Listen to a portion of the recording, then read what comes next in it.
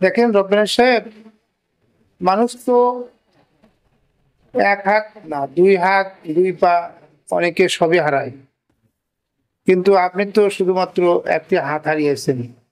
এখানে দুঃখ করার কিছুই নাই।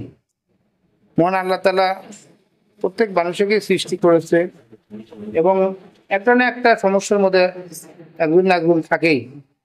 তাই আমি দোয়া করি আপনি এখন সুস্থ, আল্লাহ আপনাকে সাফা দান করুক এবং আপনি কর্মজীবনে ফিরে যান, এটাই আমার প্রত্যাশা। আপনি ভালো থাকেন, বাড়িতে ফিরে যান, এই দোয়াটাই আমি করি। স্যার, এইভাবে কি ভালো থাকা যায়? কতদিন আমি পরিবার থেকে বিচ্ছিন্ন।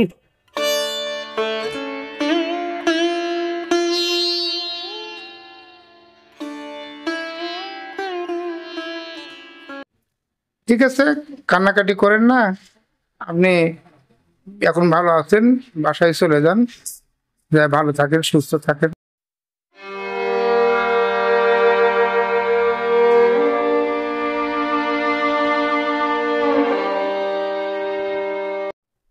জোসনা, এ জোসনা, আমি রব্বানি তোমাকে ডাকতেছি, তুমি বাড়িতে আছো?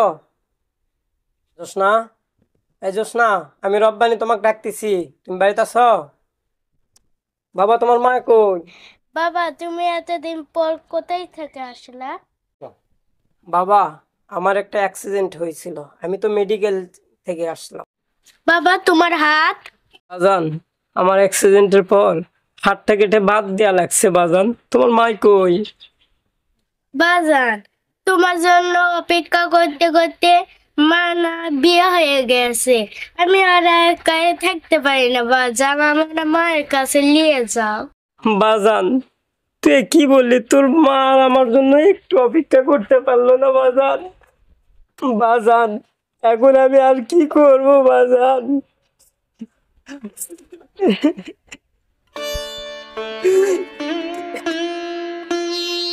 বাজান, আমাকে মার কাছে নিয়ে চলো।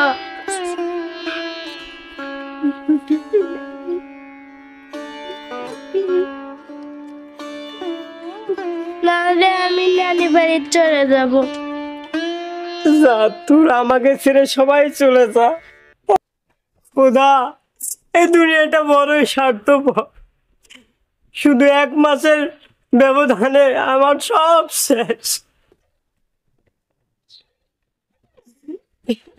তুমি আমাকে উঠায় নাও খোদা, তুমি আমাকে উঠায় নাও।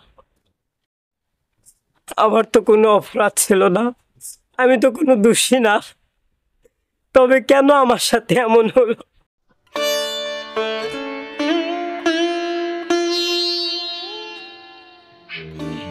জোসনা, তুমি আমাকে কেমন ভালোবাসলে? এটাকে কি ভালোবাসা বলে? আমি বলি না, আমি বলি না, আমি বলি না। তুমি আমাকে ছেড়ে চলে গেলে, এটা কি ভালোবাসা বলে? এটাকে কি জীবন বলে?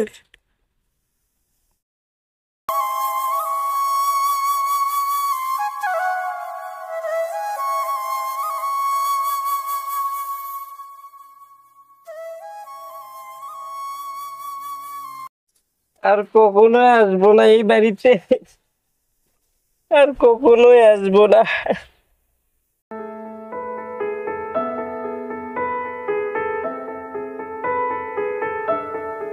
বাবু ভাই, বাবু ভাই, ও বাবু ভাই, বাবু ভাই, বাবু ভাই, বাবু ভাই, আসসালামু আলাইকুম ভাই। ওয়ালাইকুম আসসালাম। এই কি হয়েছে? আরে এতদিন পর কোত্থেকে আসলি? ভাই, আমি ডিউটিতে আসতেছিলাম ভাই, অ্যাক্সিডেন্টে আমার হাতটা হারিয়ে ফেলছি ভাই। আমি ডিউটিতে আসতেছিলাম, 1 মাস ধরে তোমার কোনো খবর নাই, আর 1 মাস ধরে তোমার কোনো ফোন নাই। কমিটি করবে আচ্ছা কেন? দাঁড়া, স্যারক ডাকি। স্যার, এদিকে একটু আসেন তো।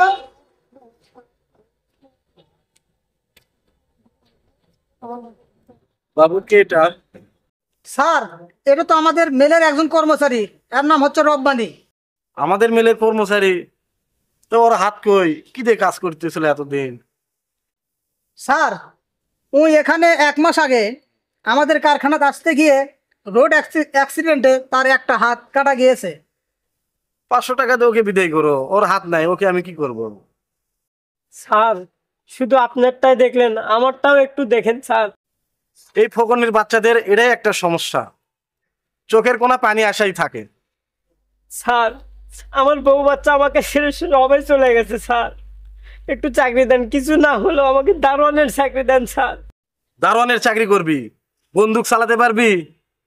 আদার ব্যাপারী হয়ে জাহাজের খবর রাখি। স্যার দেখেন স্যার, আমার দিকে একটু দেখেন স্যার, আমি না খেয়ে মরে যাব স্যার। দাঁড়া, তোকে দেখতেছি ভালো করেই।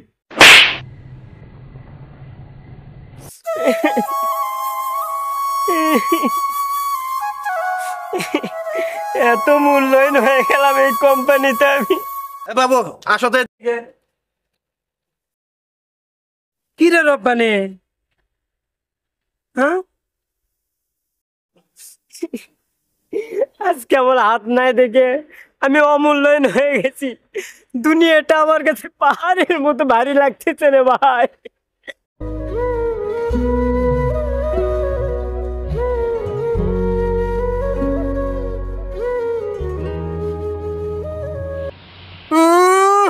আবেগী কথা, সন্ধ্যাবেলা যা ভিক্ষে রাখা, তোর হাত নাই, মানুষে ভিক ভালো দিবি, যা।